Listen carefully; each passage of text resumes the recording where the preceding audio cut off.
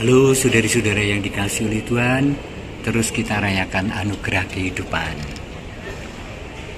Saya sedang ada di rumah sakit Panti Rapih untuk kontrol rutin kesehatan saya yang perlu mendapat perhatian khusus karena beberapa penyakit. Saya sedang antri di apoteknya ini. Jaga kesehatan Anda ya, mumpung belum sakit. Saya pun juga terus-menerus memelihara supaya boleh melayani Tuhan dengan lebih baik karena badan yang sehat. Saya sedang antri obat di apotek di Panti Rapih sesudah tadi kontrol pada Dokter Suharnadi, ahli penyakit dalam. Kemudian karena bulan November, bulan arwah, ruah, kesempatan untuk nyekar dan seterusnya, berdoa ekaristi, mengintensikan saudari-saudara, orang tua kita, sana kadang sahabat kerabat, supaya Allah menyempurnakan belas kasih-Nya. Saya kepikiran, oh iya, nek wong Katolik ini nyembayangke arwah. Dan kita tahu basic alkitabiahnya, teologinya, tradisinya, ajaran magisteriumnya kuat bahwa memang gereja selayaknya, sewajarnya mengenang para arwah dan mendoakan serta bahkan mohon doa bagi mereka yang telah manunggal dengan Gusti Allah. Nah, tetapi yang membuat saya penasaran, walaupun secara global saya tahu, kenapa gereja Kristen Protestan tidak mendoakan arwah? Banyak pendapat kalau kita googling. Banyak, karena begitu menyebut gereja Kristen bukan Katolik, itu artinya puluhan ribu sekte yang satu terhadap yang lain sangatlah berbeda. Maka saya hanya membuka salah satu yang saya kira ini bagus ya, reasonnya secara alkitabiah, walaupun dari pihak Katolik perlu memberikan catatan-catatan yang sangat penting sehingga dipahami perbedaan itu. Saya ambil dari godquestion.org, God Questions. Judulnya, apa yang Alkitab nyatakan mengenai doa bagi orang yang sudah meninggal. Lalu dikatakan begini, saya bacakan lompat-lompat saja. Berdoa bagi orang yang sudah meninggal bukanlah konsep Alkitabiah. Langsung saya beri catatan, Alkitabiah itu yang seperti apa? Karena kita mendasarkan misalnya pada salah satu teks kitab Makabe yang memberi pesan kuat untuk mendoakan orang yang sudah meninggal, itu juga Alkitab. Itu, maka ini catatan kritis untuk tulisan dan pendapat ini. Doa kita tidak memiliki dampak apapun kepada seseorang setelah orang tersebut meninggal. Kenyataannya adalah melalui kematian, takdir orang tersebut dalam kekekalan akan ditentukan.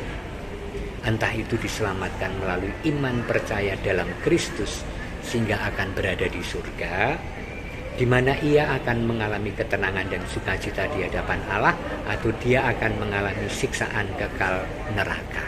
Jadi prinsip dalam gereja Kristen adanya adalah surga atau neraka.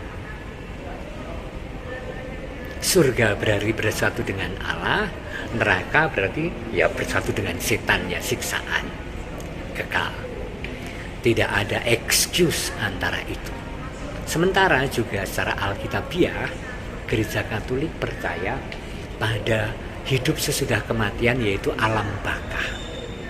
Dan orang-orang yang mati itu tidak selalu dalam kebenaran sempurna. Padahal surga itu untuk orang yang sempurna, tanpa dosa. Surga itu masuk orang-orang yang dosanya walaupun sedikit masuk surga, enggak. Maka secara alkitabiah juga diterangkan bahwa ada alam baka, ada proses penyucian yang kita menyebutnya purgatorium atau api penyucian. Itu gereja Katolik yang tidak ada dalam kepercayaan Kristen tadi. Oke, jadi masih ada proses di mana orang yang belum sempurna disempurnakan berkat doa-doa kita memohon belas kasih Allah. Seru kan? Terus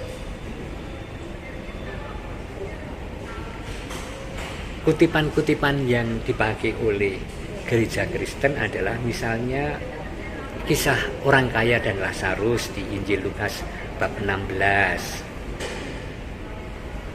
Terus kitab Yehezkiel bab 18 ayat 20. Orang yang berbuat dosa itu yang harus mati. Orang benar akan menerima berkat kebenarannya, dan kefasikan orang fasik akan tertanggung atasnya. Jadi sungguh-sungguh hitam putih. Kalau kamu itu jahat, ya mlebu neraka. Kalau kamu itu baik, munggah swarga.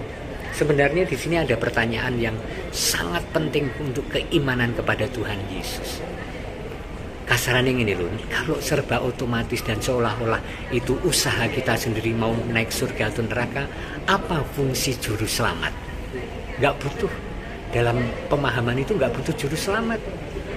Karena ketika mati sudah kelihatan ditimbang, yang banyak baiknya naik surga, banyak buruknya nyemplung neraka. Tidak ada doa mohon belas kasih bagi mereka. Serem kan? Itu paham Katolik ya, dan saya seorang imam Katolik. Jadi tetapi kalau kita karena memahami Kristus yang penuh belas kasih dan mengorbankan hidupnya untuk penebusan bagi dosa kita, bahkan ketika seseorang mati belum sempurna, Allah akan menyempurnakan melalui penebusan Yesus itu yang kita mohonkan.